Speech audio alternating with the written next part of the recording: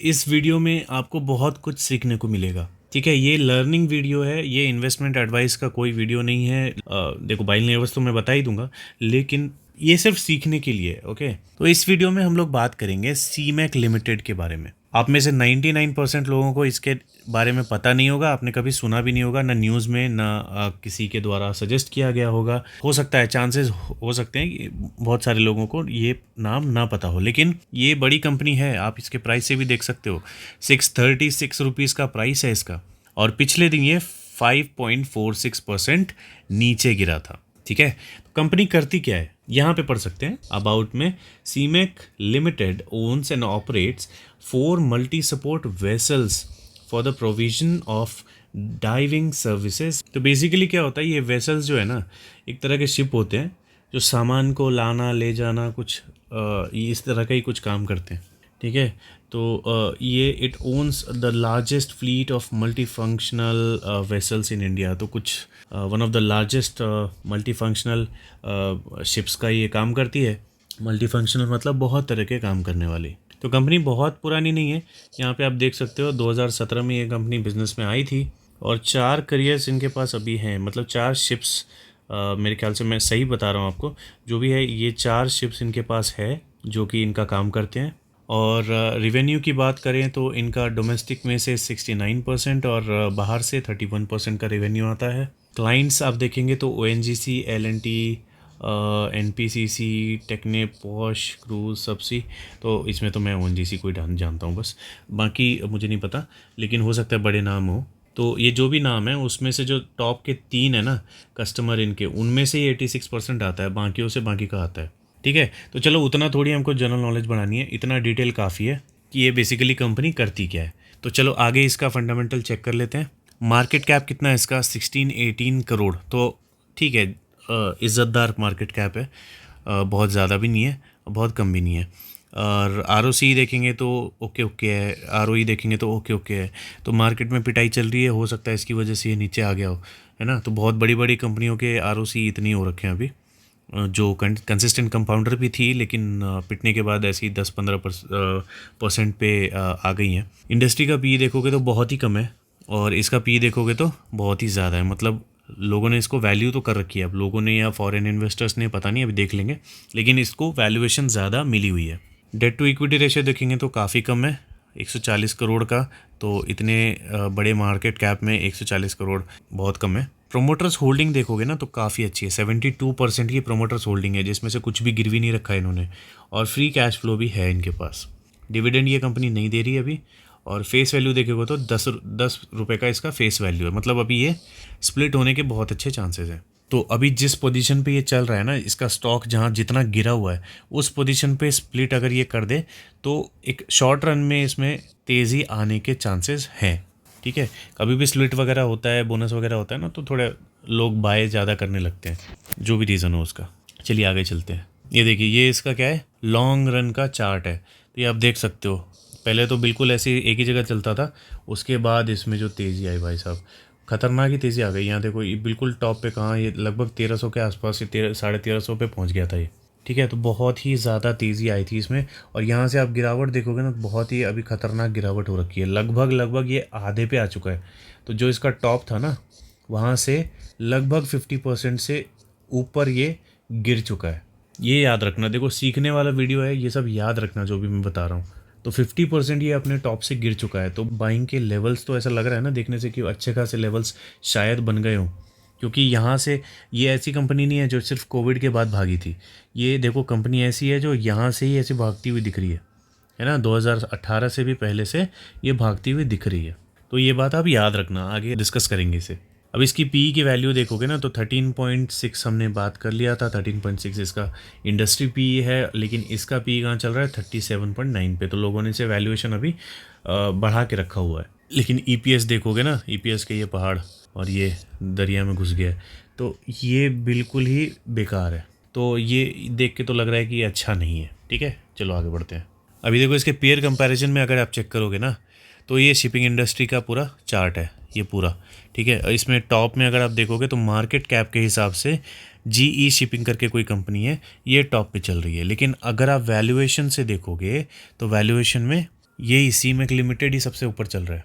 Market price आप देखोगे तो टॉपर से अच्छा प्राइस इसका है, ठीक है। सीमेक इससे ज़्यादा प्राइस पे चल रहा है, तो वैल्यूएशन भी ज़्यादा है, प्राइस भी ज़्यादा है, सिर्फ मार्केट कैप इसमें ज़्यादा है। तो इसमें स्कोप है इसको बीट करने का या यहाँ तक पहुँचने का, ठीक है। अगर ये ऐसे ही मार्केट मतलब पी इसका ऐसे ही बना रहा ना और प्राइस अगर बढ़ता रहा तो ये मार्केट कैप जो है इसके जैसा मतलब टॉपर के जैसा बनने में बहुत टाइम नहीं लगेगा।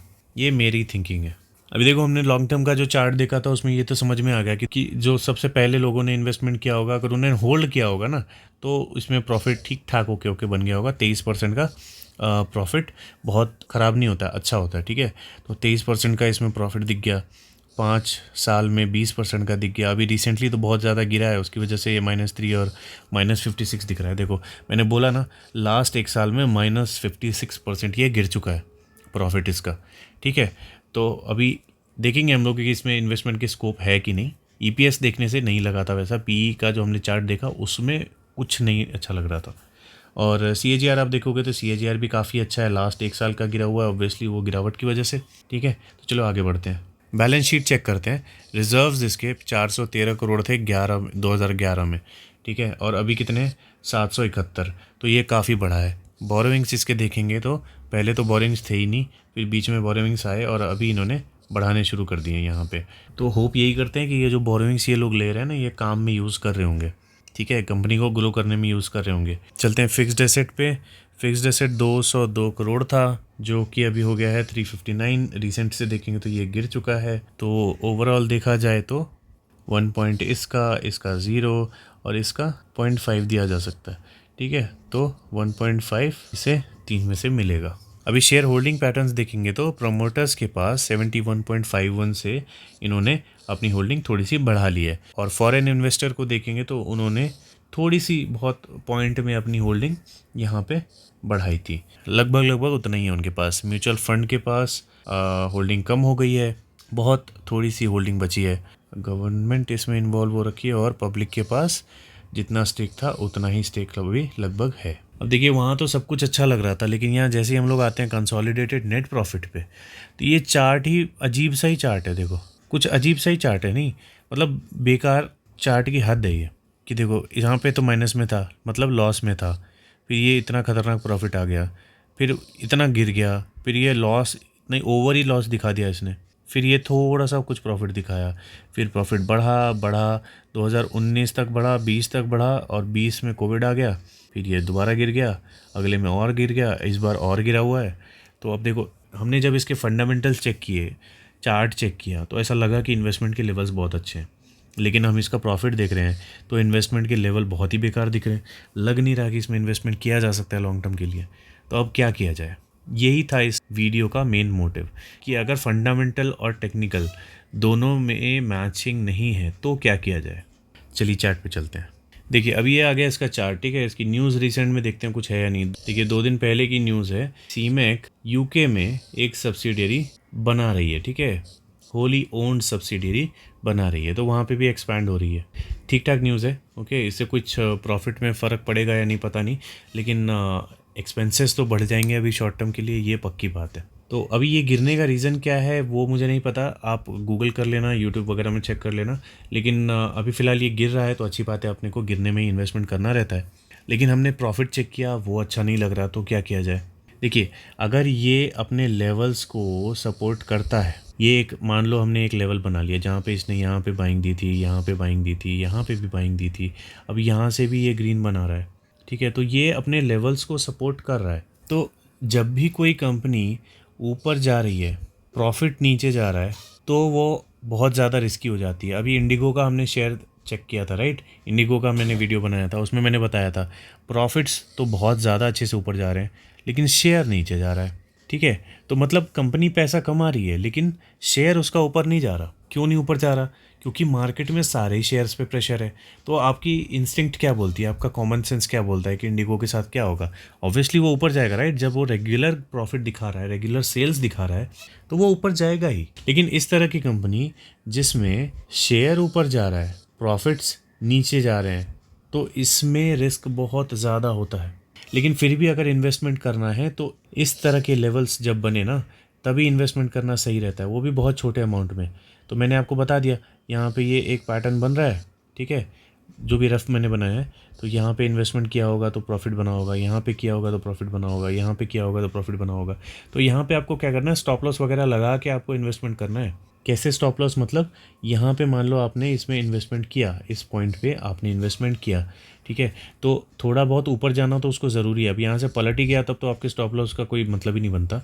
लेकिन लॉन्ग टर्म इन्वेस्टमेंट में ये यहाँ से जब ग्रीन्स बना के ऊपर जाएगा, ऊपर जाएगा, ऊपर जाएगा, तो इस तरह से आपको क्या करना है, जब ये मान लो यहाँ तक पहुँच गया, एग्जांपल बता रहा हूँ कि मान लो यहाँ तक पहुँच गया, तीसरा कैंडल या दूसरा कैंडल जो भी, तो आपको अगर बाइंग आपकी यहाँ पर है तो आपको स्टॉप लॉस एक लगाना है। मतलब एक सेल का ऑर्डर लगा के आप रख सकते हो यहाँ पर कि अगर ये यहाँ से पलट भी गया तो आपका एक इतना दूर का प्रॉफिट बुक हो जाएगा।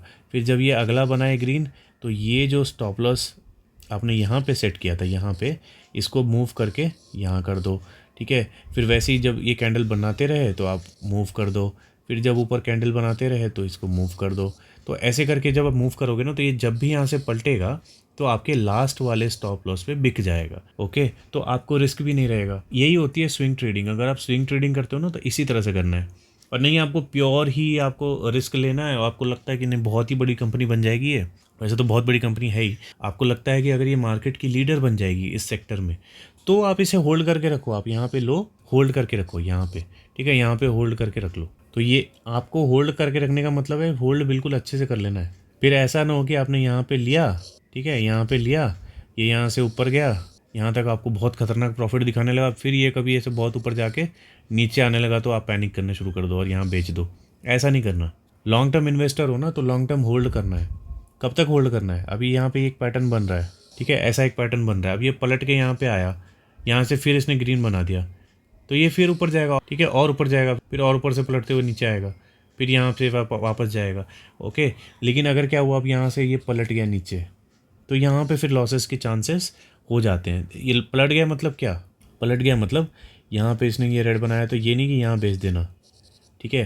तो इसको पूरा ब्रेक नहीं बोलते, इसको लेवल्स ब्रेक करना नहीं बोलते। ब्रेक करना तब बोलते हैं जब ये अगला कैंडल भी यहाँ नीचे में ऐसा बंद है ना और यहाँ बंद हो जाए, तब समझना कि ये ब्रेक हो गया किसी भी स्टॉक में, ठीक है। तो इसको बोलते हैं लेवल्स को ब्रेक करना। तो अगर ऐसा हो जाए तो आप बेच सकते हो। तो आपको जो भी छोटा मोटा प्रॉफिट होगा या फिर जो भी ब्रोकरेज निकाल के जो लॉस होगा वो ठीक है। आप लॉन्ग टर्म इन्वेस्टर हो ना, 10 में से 1-2 स्टॉक में आपको लॉस होगा ही। और इस तरह के स्टॉक में अगर आप रिस्क लोगे ना तो इस तरह के सिचुएशन के लिए आपको तैयार रहना ही चाहिए। लेकिन क्या इस तरह के स्टॉक में रिस्क लेना वर्थ है? देखो, बिल्कुल वर्थ तभी है अगर आपको शॉर्ट टर्म में बहुत पैसा चाहिए। अभी देखो, जिसने यहाँ इन्वेस्टमेंट किया होगा ना, देखो कितनी जल्दी 3 महीने में उसने कितना खतरनाक पैसा बना लिया होगा। यहाँ पे कितना है प्राइस, 518। अब 518 से सीधा 3 महीने में 1200, मतलब डबल से भी ज़्यादा पैसा भाई। आपके 1 लाख रुपए ना 2 लाख से ऊपर हो जाएंगे, 2.5 लाख के आसपास हो जाएंगे सिर्फ 3 महीने में। तो ये तो पैसा डबल करने वाली स्कीम है ना, तो उसमें रिस्क तो रहेगा ही। तो वैसे ही है, इस तरह के स्टॉक्स में ऐसे ही होता है। अब रिस्क लोगे ना, हाई रिस्क, तो हाई गेन होने के चांसेस होते हैं, लेकिन पैसे डूबने के भी चांसेस होते हैं। तो हर चीज़ देख समझ के करना, मार्केट में प्रॉफिट वगैरह, इसके न्यूज़ वगैरह सब कुछ देख के उसके बाद ही पैसे लगाना, ठीक है। तो आई होप कि इस वीडियो से आपको कुछ हेल्प मिली होगी, और हेल्प से ज़्यादा अगर कन्फ्यूजन हुई है तो आप कमेंट सेक्शन में पक्का पूछो मेरे से, मैं उसका आंसर करूँगा। और अगर मेरे पास आंसर नहीं होगा तो ढूंढ के दूंगा, ठीक है, लेकिन आंसर पक्का करूँगा, मैं रिप्लाई ज़रूर करूँगा। तो इसी तरह के छुपे हुए थोड़े अच्छे स्टॉक मैं निकाल के लाते रहता हूँ बीच बीच में। अगर आपको उन सारे वीडियोस के अलर्ट्स चाहिए, नोटिफिकेशन चाहिए, तो आपको पता है क्या करना है ना। तो चलो आप वो कर लो और फिर मिलते हैं अगली वीडियो में।